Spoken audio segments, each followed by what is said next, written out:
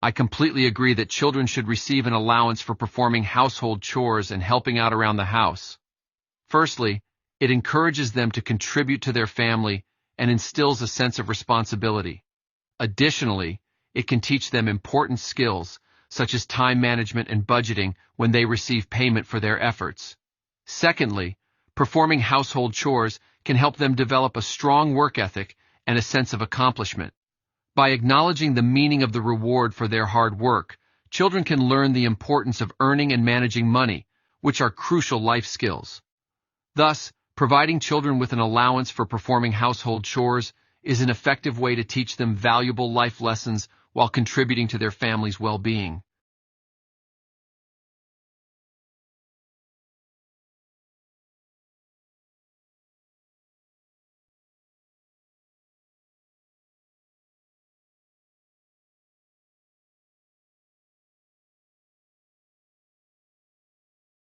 I wish they wouldn't do this. Really? But the place is so old. Yeah, but I like that. I think it's a nice, historic-looking building. Well, I guess it's kind of pretty. It's an important part of the university's history. It was one of the first things built on campus. We should preserve that, not get rid of it. That's a good point.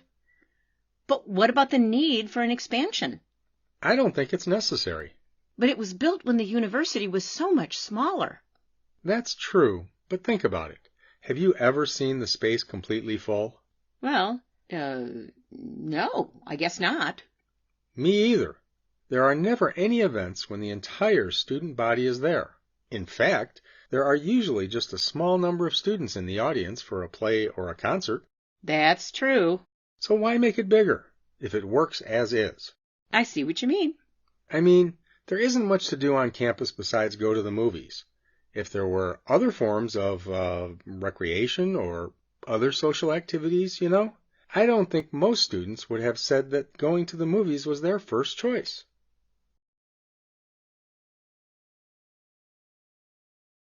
The university plans to replace the old campus auditorium due to its age, small size, and outdated facilities. The new auditorium will have modern amenities, a larger seating capacity, and a sleek design. This decision was made in response to the growing number of students and their need for more space.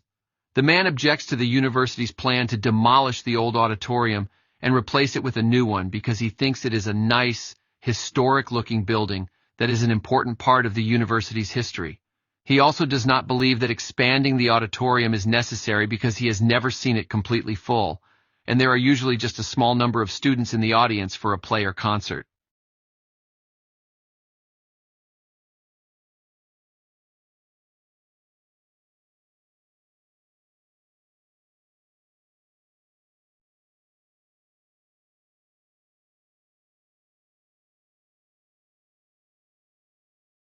I think this will help you get a picture of what your textbook is describing. I had a friend who taught in the physics department, Professor Jones. He retired last year. Anyway, this was a few years ago. I remember passing by a classroom early one morning just as he was leaving, and he looked terrible. His clothes were all rumpled, and he looked like he hadn't slept all night. And I asked if he was okay. I was surprised when he said that he never felt better, that he was totally happy. He had spent the entire night in the classroom working on a mathematics puzzle. He didn't stop to eat dinner. He didn't stop to sleep or even rest. He was that involved in solving the puzzle. And it didn't even have anything to do with his teaching or research. He had just come across this puzzle accidentally, I think in a mathematics journal. And it just really interested him. So he worked furiously all night and covered the blackboards in the classroom with equations and numbers and never realized that time was passing by.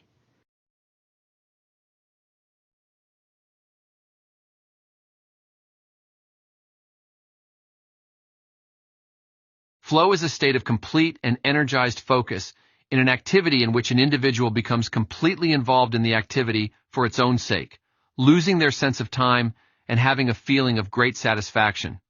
Flow usually happens when an individual is actively involved in a difficult task that stretches their abilities.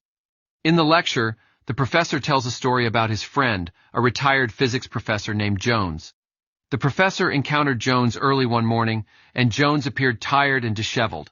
However, when asked if he was okay, Jones responded that he had never felt better. He had spent the entire night in the classroom working on a mathematics puzzle he had come across accidentally in a journal. He was completely involved in solving the puzzle and never stopped to eat or sleep. Jones's experience illustrates the concept of flow, as he was completely absorbed in the task for its own sake, losing track of time and experiencing great satisfaction.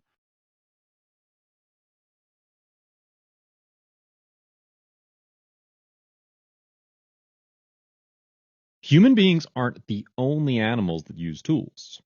It's generally recognized that other animals use tools as well, use them naturally, in the wild, without any human instruction. But when can we say that an object is a tool? Well, it depends on your definition of a tool. And in fact, there are two competing definitions, a narrow definition and a broad one. The narrow definition says that a tool is an object that's used to perform a specific task, but not just any object. To be a tool, according to the narrow definition, the object's got to be purposefully changed or shaped by the animal, or human, so that it can be used that way. It's an object that's made. Wild chimpanzees use sticks to dig insects out of their nests, but most sticks lying around won't do the job. They might be too thick, for example. So the sticks have to be sharpened so they'll fit into the hole in an anthill or the insect nest. The chimp pulls off the leaves and chews the stick and trims it down that way until it's the right size. The chimp doesn't just find the stick. You could say it makes it in a way. But the broad definition says an object doesn't have to be modified to be considered a tool. The broad definition says a tool is any object that's used to perform a specific task. For example, an elephant will sometimes use a stick to scratch its back. It just picks up a stick from the ground and scratches its back with it. It doesn't modify the stick, it uses it just as it's found. And it's a tool under the broad definition, but under the narrow definition it's not because, well, the elephant doesn't change it in any way. The lecture discusses two competing definitions of a tool, a narrow definition and a broad one. The narrow definition states that an object must be purposefully changed or shaped by an animal or human to be considered a tool, while the broad definition states that any object used to perform a specific task can be considered a tool, regardless of whether it is modified or not. The example of wild chimpanzees using sticks to dig insects out of their nests illustrates the narrow definition, as the chimp modifies the stick by pulling off leaves and chewing it to the right size.